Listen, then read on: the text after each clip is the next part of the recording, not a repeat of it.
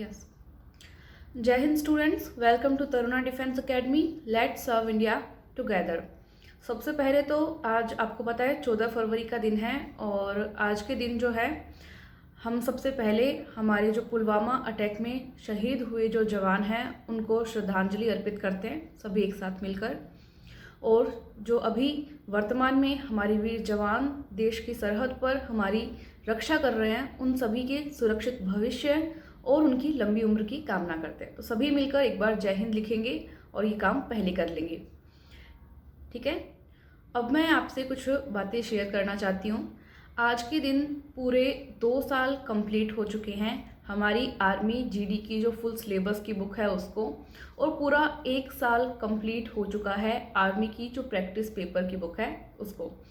ये दोनों बुक्स हालांकि कुछ टाइम पहले ही रेडी हो चुकी थी, लेकिन फिर भी हमने आज ही का दिन इसके लिए चूज़ किया ताकि जो है पुलवामा में जो हमारे वीर जवान शहीद हुए थे उनके बलिदान को कभी भी मैं चाहकर भी नहीं भूल सकूं। इसलिए ये दिन चूज़ किया और हम हमारी दोनों बुक्स उनको समर्पित करते हैं इसी दिन।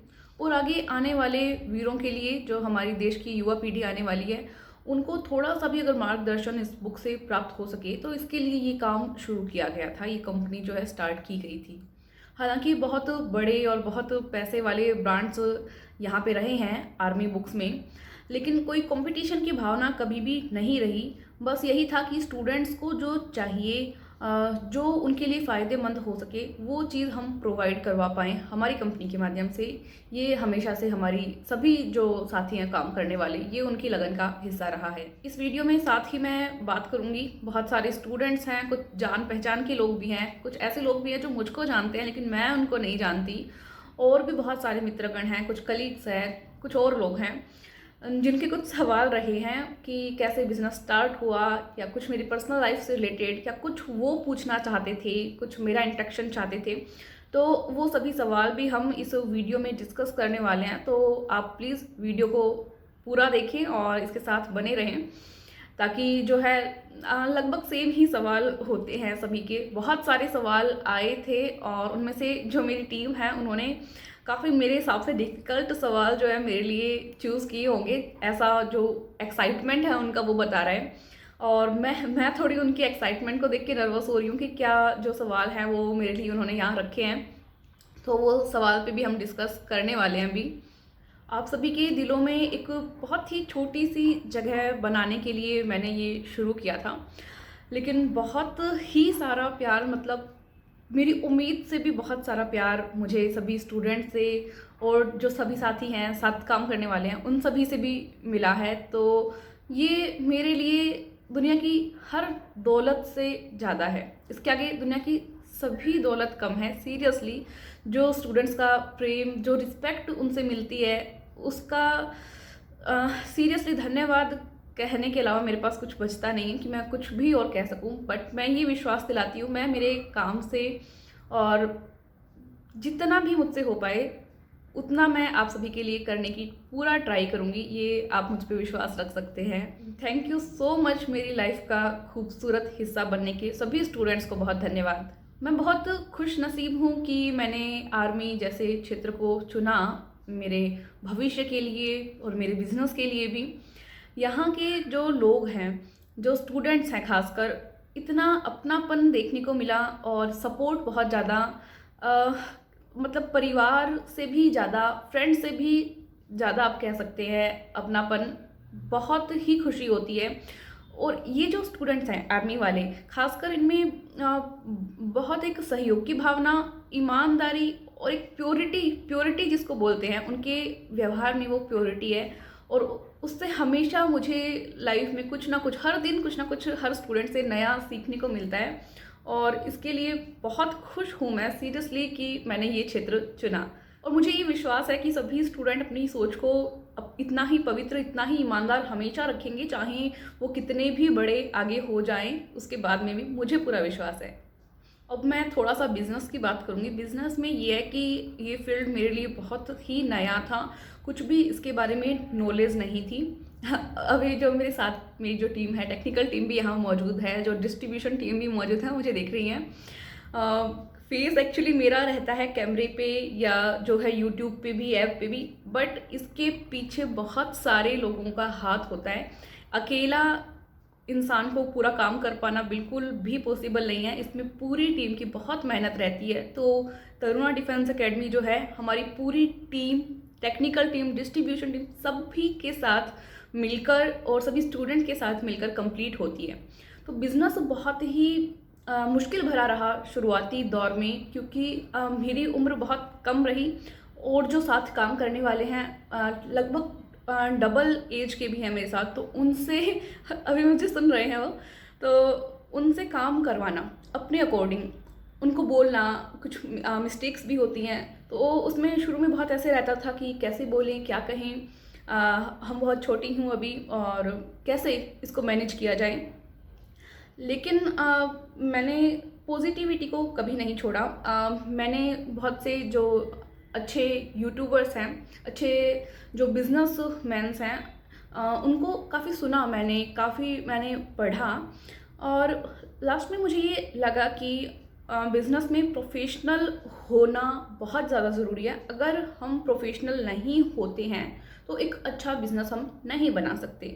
तो प्रोफेशनल होना बहुत ज़रूरी है, ये मैंने सीखा। और साथ में सभी का कोऑपरेट बहुत रहा। हर चीज़ को एक बार शुरुआत में वो हमारे लिए नई थी, तब हमें वो बहुत हार्ड लगती थी, बट धीरे धीरे उस पर वर्क करते गए वो हमारे लिए अब बहुत ईजी डेली रूटीन की चीज़ हो गई है कि हम डेली उसको कर पा रहे हैं ईजीली, जो एक समय में हमारे लिए करना बहुत ज़्यादा मुश्किल था।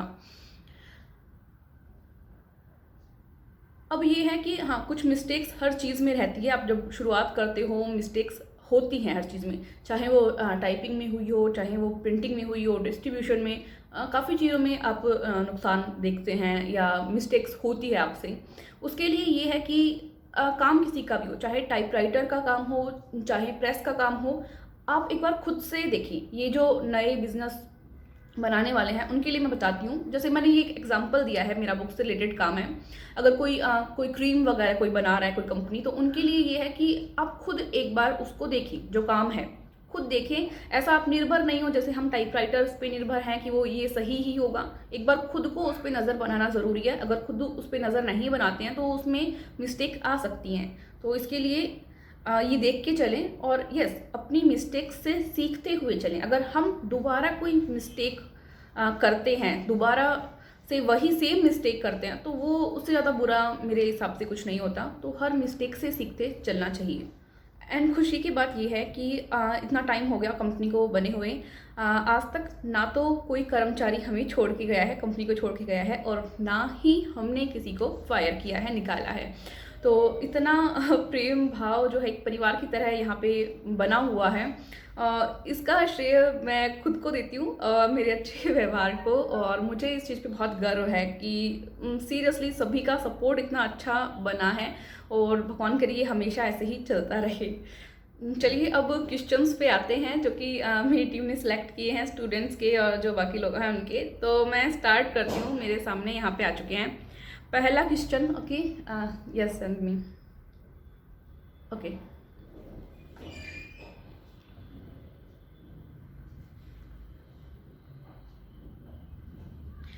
तो फर्स्ट क्वेश्चन है, राकेश कुमार बिहार से करते हैं कि कभी किसी स्टूडेंट की बात का बुरा लगा।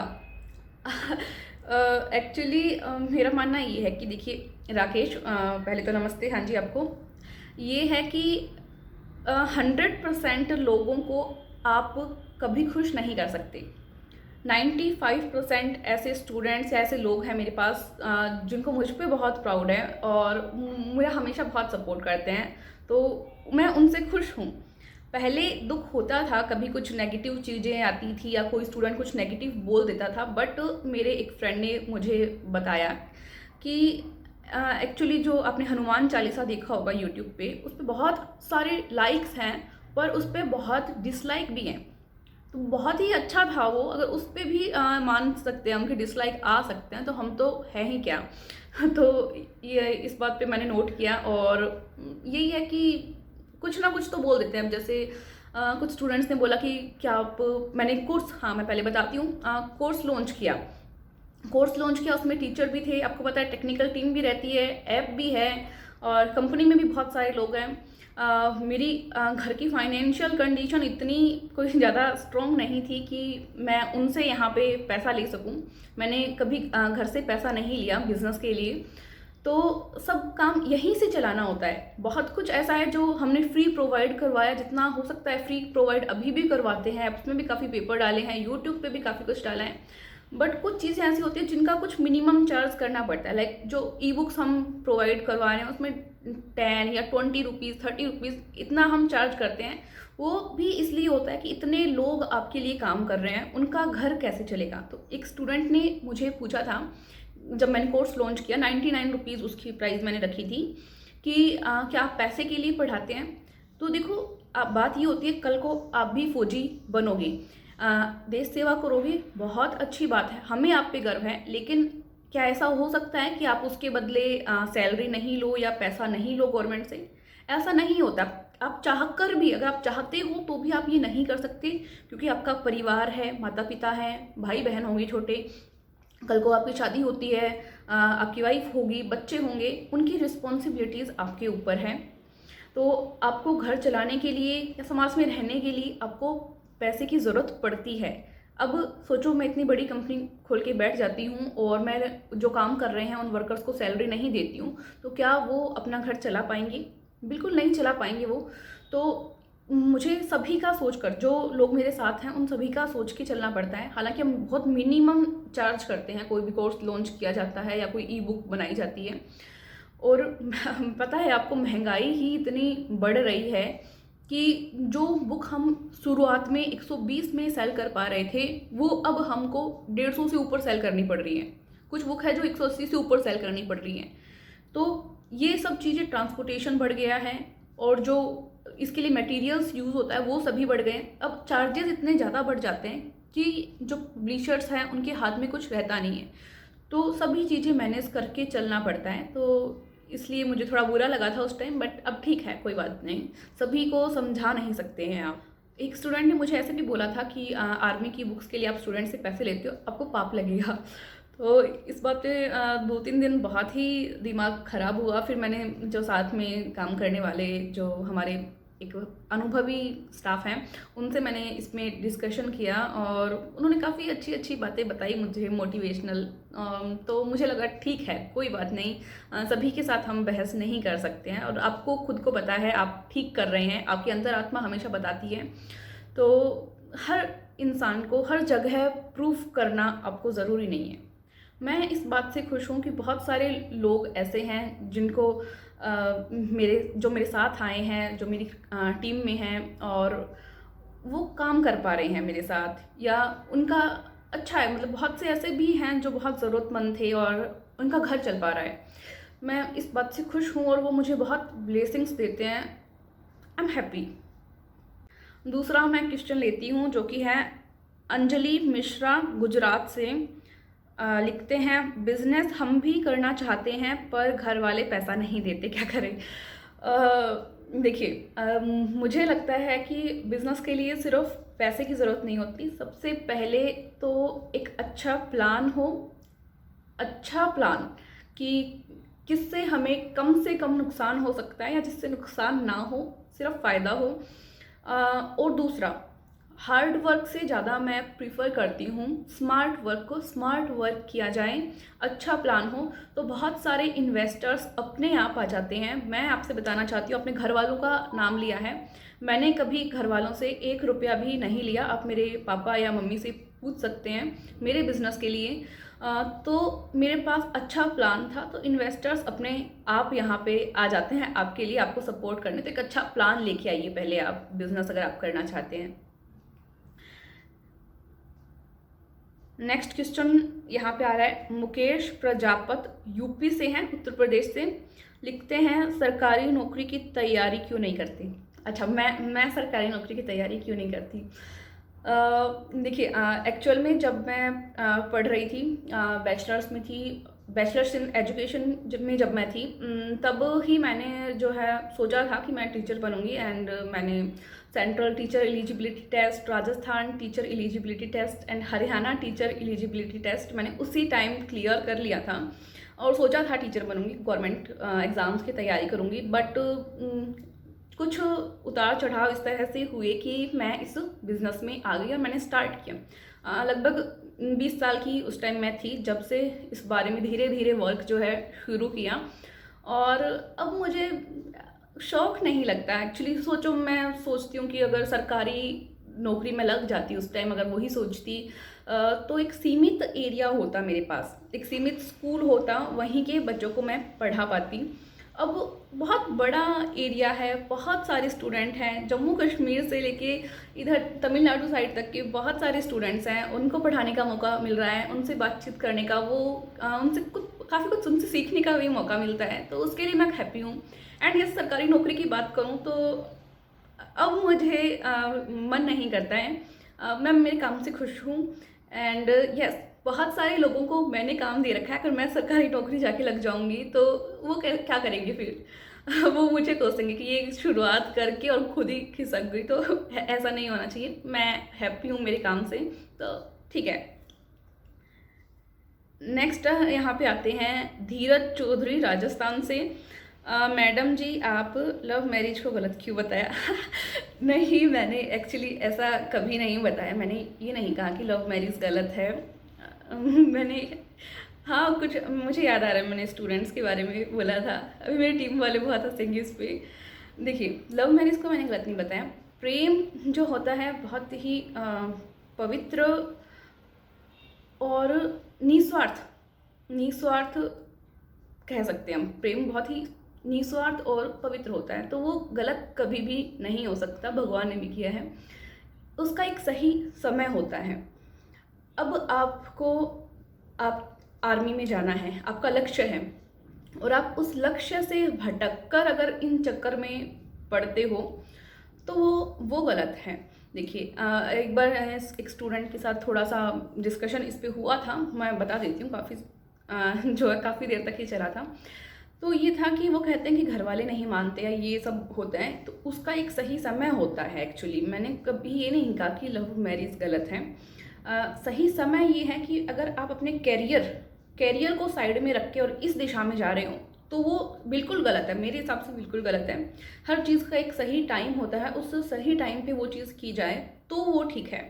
और किसी के माता पिता, देखो, ऐसा नहीं होता कि वो नहीं मानते, सभी मान जाते हैं। पहले आप खुद को प्रूफ करो, खुद को आप प्रूफ करो, आपको जो चाहिए आप वो गोल अचीव करो, उनको दिखाओ कि हाँ, हम मेहनती हैं और हमने वो हासिल किया है जो आप चाहते थे, जो हम चाहते थे।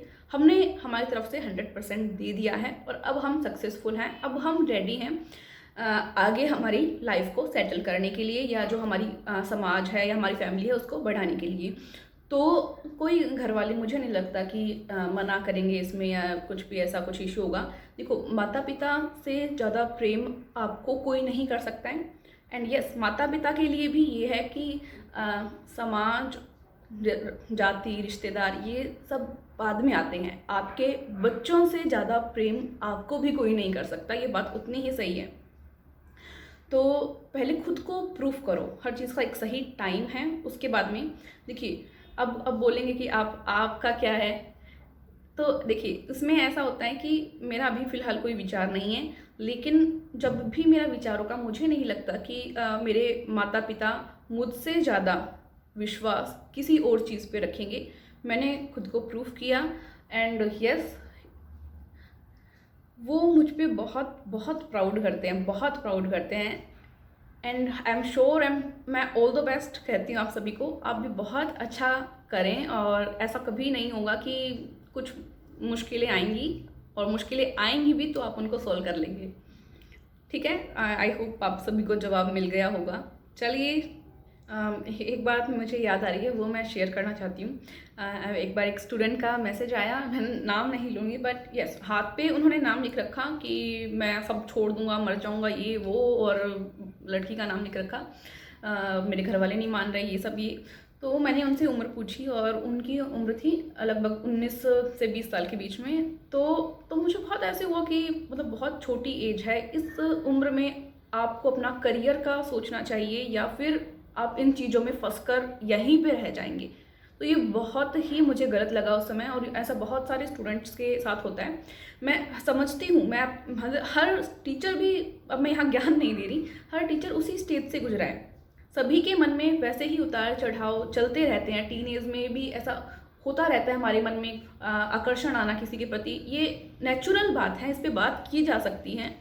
पर आपका कैरियर आपके लिए फर्स्ट प्रायोरिटी पे होना चाहिए। अगर आप आपके कैरियर को, आपके लक्ष्य को फर्स्ट प्रायोरिटी पे नहीं रखते हैं तो ये बहुत ही हानिकारक होने वाला है, बहुत नुकसान देने वाला। तो हर चीज़ का एक सही समय होता है, उस सही समय पे ये चीज़ की जाए तो मुझे नहीं लगता कोई भी इसमें आपत्ति आएगी। ठीक है, चलिए अब नेक्स्ट क्वेश्चन पे चलते हैं। ठीक है, नेक्स्ट क्वेश्चन है मीनाक्षी सोनी झारखंड से, कहते हैं पढ़ाई में मन नहीं लगता है पर सरकारी नौकरी चाहिए, पढ़ते पढ़ते ध्यान कहीं चला जाता है, पता नहीं कहाँ, क्या करें, please help me ma'am, request. तो मीनाक्षी, हाँ जी, सबसे पहले तो ये कहना चाहते हैं कि पढ़ाई में मन नहीं लगता मतलब किसी और चीज़ में आपका ध्यान जा रहा है। पढ़ने के लिए सबसे अच्छी टेक्निक जो मैं यूज़ करती थी या अभी भी मैं करती हूँ वो ये कि एक टॉपिक, एक छोटा छोटा टॉपिक में जो है आप अपने पोर्शन को डिवाइड करो जो आपको पढ़ना है, एंड वो टॉपिक आप देख के चलो, घड़ी आपके सामने रख दो, जहाँ भी आप पढ़ रहे हो सामने वाली दीवार पे घड़ी होनी चाहिए, और उस घड़ी में आपको देखना है कि ये टॉपिक मैं आधा घंटे में कवर कर सकती हूँ, या और भी ध्यान अगर आपका ज़्यादा भटकता है तो 10 मिनट का टाइम लो कि छोटा टॉपिक ले लो कि ये मैं 10 मिनट में कवर कर सकती हूँ। एक ही टॉपिक को 2-3 पार्ट में डिवाइड कर लो, ये 5 मिनट में मुझे कंप्लीट करना, तो आपका ध्यान नहीं भटकेगा। आपको लगेगा 5 मिनट में ये टॉपिक कंप्लीट करना है, 10 मिनट में ही ये टॉपिक कंप्लीट करना है, तो आपका ध्यान नहीं भटकेगा। तो ये ट्रिक आप आजमा के देख सकते हैं। या फिर अगर ध्यान भटके भी आपका कहीं और भी चला जाए तो आप उसको स्टॉप कहेंगे वहीं पे कि स्टॉप, अभी इस चीज़ का सही समय नहीं है, अभी मुझे पढ़ना है, अभी मुझे जॉब लगना है, ये चीज़ मैं आगे सोचूंगी। पढ़ते पढ़ते हम ये सोचने लग जाते हैं, अरे हम तो हाँ आईएएस बन गए, आज ही हम ऑफिसर बन गए, घर में पार्टी चल रही है, यहाँ हमारी मम्मी वो माता जी के दर्शन करने चली गई, आज ये हो गया, आज वो हो गया, और हम सब बहुत खुश हैं। ऐसे सपने पहले ही आगे से आगे हमारे दिमाग में आते जाते हैं। पर जहाँ भी आपको लगे कि हाँ अब आप वर्तमान में आ चुके हो, वहाँ उसको स्टॉप कर दीजिए, और जो है आप काम कर रहे थे या जो पढ़ रहे थे उसको वहीं पे स्टार्ट कर दीजिए। तो ऐसा आप कर सकते हैं, तो उसमें ध्यान नहीं भटकेगा आपका। नेक्स्ट, मोहम्मद सोहिब हैदराबाद से, कहते हैं क्या मुस्लिम कम्युनिटी के लोगों को आपने आपकी कंपनी में काम दे रखा है? देखिए, जो ये क्वेश्चन है थोड़ा जातिवाद पे जा रहे हैं, और मैं ये मानती हूँ कि चाहे हिंदू हो, मुस्लिम हो, या अदर भी कुछ, हिंदू में भी अदर कोई अलग अलग कास्ट के हों, मैं कभी भी ये चीज़ नहीं सोची हूँ कि ये इस कास्ट का है या ये इस धर्म का है। मेरा बिल्कुल भी विश्वास नहीं है इसमें। मैं इंसानियत को सबसे पहले मानती हूँ, और वो धर्म मेरे लिए सबसे बेस्ट है, और मैं उसी पे विश्वास रखती हूँ। मैं इन सब चीज़ों में विश्वास नहीं रखती। ये काम होते हैं, देखो, जो राजनीति करने वाले होते हैं, लड़ाने भिड़ाने के काम होते हैं। हिंदू मुस्लिम को बांटो, शुरू से यही रहा है, और राज करो, ये नीति चलती आ रही है, जो कि बिल्कुल गलत है। आप बोलेंगे सर, अभी भी यहाँ दो जो मेरे साथी हैं मौजूद हैं जो कि मुस्लिम कम्युनिटी से आते हैं, और उनको मुझ पे बहुत प्राउड है और मुझे उन पे बहुत प्राउड है। सभी साथ मिलके काम करते रहते हैं। लगभग 10% लोग जो हैं मुस्लिम कम्युनिटी के हैं जो हमारे साथ काम कर रहे हैं, and I am very happy. कभी ऐसा नहीं हुआ, बहुत लोग बोलते कैसे सेफ़ नहीं होता, ये नहीं होता, मुझे कभी भी ऐसा फील नहीं हुआ, एंड मैं बहुत खुश हूँ सभी के साथ काम करके, और कभी भी नहीं लगा। देखो, ये जो राजनीति वाली चीज़ें हैं, आप, मुझे नहीं लगता एक स्टूडेंट को ये शोभा देती है, और आपको ये सब चीज़ें छोड़ देनी चाहिए, एक अलग स्टेज पे अपना दिमाग ले जाना चाहिए। बहस करने के लिए और बहुत चीज़ें हैं। अगर आपको सोचना ही है तो हिंदू मुस्लिम से आगे बढ़कर कुछ सोचते हैं। सोचने के लिए बहुत चीज़ें हैं। सबसे पहले तो भ्रष्टाचार है देश में, दूसरे नंबर पे बेरोजगारी है, तीसरे नंबर पे महंगाई है। 3 तो इतनी बड़ी समस्याएं हैं, तो हिंदू मुस्लिम की लड़ाई के बारे में सोचना या इनको भिड़ाना तोड़ाना, ये सोचने के लिए अवसर कहाँ है हमारे पास। सबसे पहले आपको ये सोचना चाहिए कि जो भ्रष्टाचार है, जो बेरोजगारी है, जो महंगाई है, उन सभी को दूर कैसे किया जा सकता है, कैसे उन सभी से बचा जा सकता है। इस चीज़ पे अगर हम सोचें तो हमारा देश विकासशील नहीं, विकसित देशों की श्रेणी में बहुत जल्दी आ जाएगा। बट ये पॉसिबल नहीं हो पा रहा है। तो जो मैं किसी भी राजनीतिक पार्टी का समर्थन नहीं करती, सबसे पहले तो ये। दूसरा ये है कि जो अच्छे लोग हैं उनसे अच्छा सीख के चलो और खुद ईमानदार रहो, खुद इन सब चीज़ों से दूर रहो, तो वो ज़्यादा बेटर है। ठीक है, तो इंसानियत का धर्म सबसे ज़्यादा बड़ा है, मेरा ये मानना है। ठीक है, नेक्स्ट क्वेश्चन पे आते हैं। अखिल कुमार जम्मू से हैं। I am your big fan ma'am, thanks for your guidance. आपकी तरह मैं चाहता हूँ मेरे मम्मी पापा और परिवार मुझ पर गर्व करें। आप बताएं आपके घर वाले क्या बोलते हैं। Okay, thank you. सबसे पहले तो अखिल आपको और जम्मू से और भी बहुत सारे स्टूडेंट्स हैं, उन सभी को बहुत थैंक्स कि आप हमारे साथ बने हुए हैं। आप बताएं कि आपके घर वाले क्या बोलते हैं। यस, घर वाले तो देखो खुश होंगे। शुरुआत में ये रहता था कि उनको लगता था कि हाँ, गवर्नमेंट जॉब के लिए अब तैयारी करनी चाहिए, तो मैंने अलग क्षेत्र मेरे लिए चुना। तो शुरुआत में थोड़ा बोलते थे, बट अब मैंने बहुत मेहनत करके धीरे धीरे काफ़ी अच्छा कर लिया है, तो अब उनको कोई दिक्कत नहीं है, खुश हैं वो सभी। मेरे फादर की फेसबुक पे कुछ अच्छा लिखने की या व्हाट्सएप पे कुछ अच्छा लिखने की बहुत आदत है, और वो बहुत बार कुछ बहुत ही अच्छा लिखते हैं, जो कि मेरे सभी दोस्त और जो स्टूडेंट्स हैं देखते भी हैं तो उनको दिल छू जाने वाला होता है। तो वो बहुत ही अच्छा है, सब अच्छा है। मेघा ठाकुर हैं अब उत्तराखंड से। I am proud of you ma'am, मेरी पेरेंट्स ने आपके लिए आशीर्वाद दिया है। मेरे पेरेंट्स ने आपके लिए आशीर्वाद दिया है। मेरी सभी फ्रेंड्स बोलती हैं कि आपने बहुत कम एज में अच्छा किया। आप हमको बताएं कि हम कैसे खुद को पॉजिटिव रखें। आप क्या करते हैं इसके लिए? लोग बोलते रहते हैं कुछ कुछ। हमको 2 साल हो गया तैयारी करते, सिलेक्शन नहीं हुआ। हाँ, ये तो सभी के साथ समस्या रहती है, सिर्फ मेघा आपके साथ ही नहीं है। लोग बोलेंगे क्योंकि लोगों का काम है कहना। अब लोग क्या बोलते हैं ये भी आप ही सोचेंगे, तो फिर लोग क्या सोचेंगे। तो ये है कि आप रेगुलर मेहनत करते रहें। एंड यस, पॉजिटिव रहने के लिए ये ज़रूरी है कि जो नेगेटिव पीपल्स हैं उनसे जो नेगेटिव वाइब्रेशंस आपको आ रही है उससे आप दूर रहें। जो नेगेटिव लोग हैं, चाहे वो आपके रिश्तेदार हो या चाहे कुछ भी हो, आपको ऐसे नहीं करना कि आपको बिल्कुल कट कर देना है, ऐसे नहीं करना।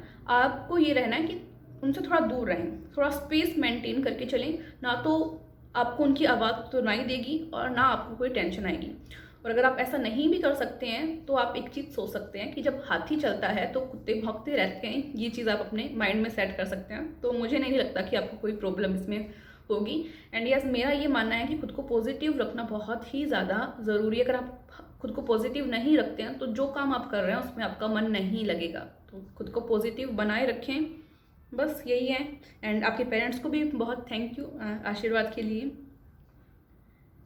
एंड हाँ, मैं पॉजिटिव बनाए रखने के लिए क्या करते हैं ये आपने पूछा है, तो इसका ये जवाब है कि मैं मेरे काम में खुद को बहुत बिजी रखती हूँ, बहुत बिजी। चाहे आपका जो भी काम होगा, आपका पढ़ाई का काम है तो आप उसमें खुद को बिजी रखो। कोई खाली दिमाग अगर हमारा होगा तो उसमें कुछ फालतू की चीज़ें आएंगी। खुद को खाली रहने ही मत दो तो कोई फालतू चीज़ आपके मन में आएगी नहीं। मेरा ये मानना कि गार्डनिंग जो है, गार्डनिंग बहुत अच्छी चीज़ है। पेंटिंग अगर आपको आती है, कुछ भी इस तरह की चीज़ें, कुछ क्रिएटिव चीज़ें आप करना स्टार्ट कर सकते हैं। लाइक मुझे पेंटिंग और गार्डनिंग का बहुत शौक है, मैं ही करती हूँ। तो वो चीज़ मुझको बहुत पॉजिटिव बनाती है। आपके लिए जो भी चीज़ है वो आप कर सकते हैं, तो उससे आप पॉजिटिव रह सकते हैं। नेक्स्ट देखते हैं कि रवि यादव कर्नाटक से कहते हैं, कितने घंटे की पढ़ाई ज़रूरी है आर्मी एग्ज़ाम क्लियर करने के लिए? देखो, आर्मी एग्ज़ाम क्लियर करने के लिए घंटे में पढ़ाई को हम नहीं तोल सकते, बिल्कुल भी नहीं तोल सकते। मैं आपको कह दूँ 5 घंटे पढ़ना है, 6 घंटे पढ़ना है, इससे कुछ नहीं होगा। आप खुद कितना घंटे खुद को पॉजिटिव रख के पढ़ सकते हैं, वो इम्पॉर्टेंट है। अगर आप सही दिमाग से पढ़ेंगे तो आप 3 घंटे में भी उतना पढ़ लेंगे जितना आप 10 घंटे किताब अपने सामने लेके बैठे और आपका ध्यान ही नहीं है पढ़ने में, तो वो गलत है। तो जितना आप पढ़ो, अच्छे से पढ़ो, ध्यान लगा कर पढ़ो। जितना हो सके सुबह के टाइम पढ़ो, क्योंकि उसमें दिमाग आपका एकदम फ्रेश हुआ होता है, जल्दी उठ के पढ़ सकते हैं।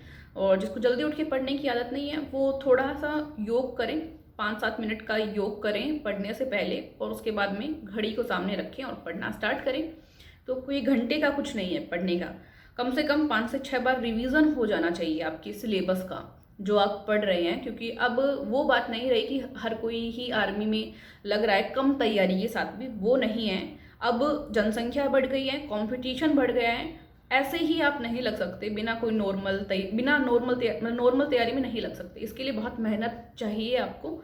जैसे मतलब फिजिकल मेडिकल के लिए मेहनत होती है, उतनी ही मेहनत अब आपको रिटर्न के लिए भी चाहिए। तो मेहनत करेंगे और लगेंगे, तो घंटे में इसको नहीं तोला जा सकता। नेक्स्ट है रितेश यूपी से। नमस्ते मैम, आपके पिताजी की एफबी पर पोस्ट देखी। हाँ, अभी मैंने बताया था इसके बारे में। एफबी पर पोस्ट देखी, कितना अच्छा आपके लिए लिखते हैं, लेकिन मेरे पिताजी हमेशा मुझ पर गुस्सा ही करते हैं, चाहे मैं कितना भी अच्छा करने की ट्राई करूँ। देखो रितेश, सबसे पहले तो ये बात कि आपने वो फेसबुक पे पोस्ट देखी कि उन्होंने अच्छा ही लिखा, इसका मतलब ये नहीं होता कि उन्होंने मुझे कभी मुझ पे गुस्सा नहीं किया हो या उन्होंने मुझे कुछ बोला नहीं हो जो मुझे दुख देने वाला हो। ऐसा बिल्कुल भी नहीं होता। देखो, हर घर में या हर रिश्ते में भी कभी ना कभी नोक झोंक या सब कुछ चलता ही रहता है। यस, ये बात कभी मत बोलना कि आपके माता पिता से ज़्यादा प्रेम आपको कोई भी नहीं कर सकता है, कोई भी नहीं। वो जितना अच्छा चाहते हैं आपके लिए, कोई दूसरा नहीं चाह सकता। सेम फॉर पेरेंट्स, जितना अच्छा आपके बच्चे आपके लिए चाहते हैं उतना अच्छा कोई और नहीं चाह सकता। ये बात आप लिख के ले सकते हैं, सभी पेरेंट्स भी। तो मैं एक बार पेरेंट्स को भी ये कहना चाहती हूँ कि आजकल के जो बच्चे हैं बहुत ही ज़्यादा इमोशनल नेचर के होते जा रहे हैं, वो अकेलापन महसूस करते जा रहे हैं। मेरे साथ भी ये काफ़ी हो चुका है, इसके लिए मैं ये रिक्वेस्ट कर रही हूँ। तो उनको एक मोटिवेशन की, थोड़ा पॉजिटिव रखने की आप ट्राई कर सकते हैं। हाँ, अगर कुछ वो गलती भी करते हैं, आपको उन पे गुस्सा है, बट हैं तो आपके बच्चे ही, तो उसको थोड़ा ठीक तरीके से टैकल कर सकते हैं। थोड़ा ठीक तरीके से टैकल करके वो जो सिचुएशन कोई आती है तो उससे बाहर निकला जा सकता है।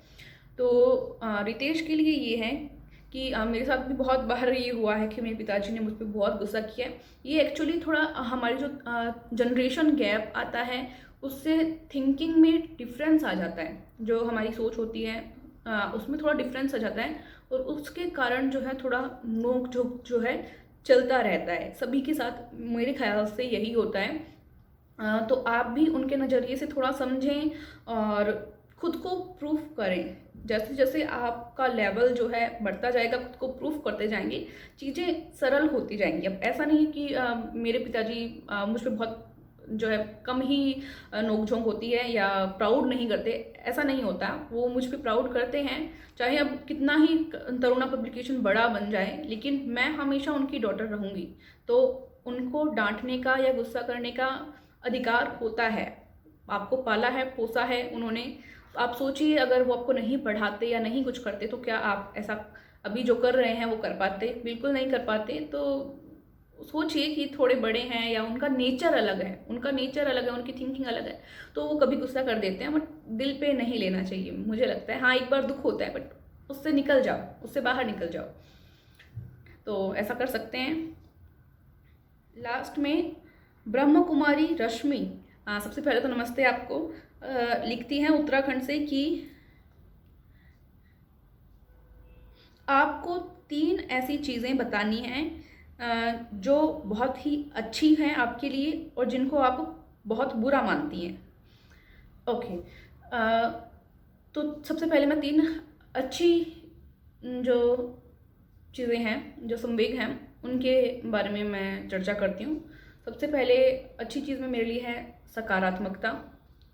पॉजिटिव रहना सबसे ज़्यादा ज़रूरी है मेरे लिए, वरना कोई काम नहीं होगा। दूसरी है आत्मविश्वास, खुद पे कॉन्फिडेंस होना बहुत ही ज़्यादा ज़रूरी है, बहुत ज़्यादा ज़रूरी। और तीसरी है आत्मसंयम। अगर हम खुद पे संतोष नहीं रख सकते या खुद पे संयम नहीं रख सकते हम, क्योंकि एक पैसे कमाने की भूख हो गई और उसके पीछे ही पागल हुए जा रहे हैं, तो हम कभी खुश नहीं रह सकते, हम संतोष नहीं करेंगे। तो आत्मसंयम का ये है, अगर हमें कभी गुस्सा आ रहा है और हम उस खुद पे ही कंट्रोल नहीं कर पाए तो वो बहुत नुकसान देने वाला हो सकता है। अब 3 चीज़ें जो सबसे ज़्यादा बुरी हैं मेरे नज़र में, वो मैं बताना चाहूँगी। जिसमें पहला क्रोध ही आएगा। अगर आप गुस्सा हैं तो बहुत आप गलत सामने वाले को कह देंगे। आपके बहुत प्रिय लोग हैं, बहुत निजी लोग हैं, उनको भी आप बहुत बुरा कह देंगे जो कि आप रियल में नहीं कहना चाहते। या जो है आप कुछ बहुत गलत स्टेप ले सकते हैं और वो आगे चलकर आपकी पूरे भविष्य की खराब कर सकते हैं उनको। तो क्रोध पे काबू रखना बहुत ज़्यादा ज़रूरी है। क्रोध सबसे खराब चीज़ मुझे लगती है। दूसरा है यहाँ पे नकारात्मकता।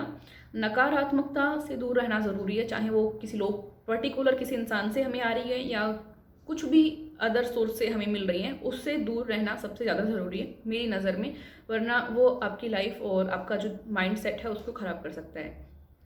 तीसरा है लालच। लालच के कारण ही जो है हर क्षेत्र में बहुत ही ख़राब चीज़ें होती जा रही है। लाइक भ्रष्टाचार होता जा रहा है, महंगाई भी बढ़ रही है, सब अपना स्वार्थ देख रहे हैं। तो ये जो अपना स्वार्थ देखने वाली जो चीज़ है ये बहुत ही ख़राब है मेरी नज़र में। सभी क्वेश्चन यहाँ पे कंप्लीट हो चुके हैं और मैं बहुत थक भी गई हूँ इतना बोलते बोलते। तो इस सेशन को यहीं समाप्त करते हैं। And yes, happy birthday to my army books. Thank you. Jai Hind.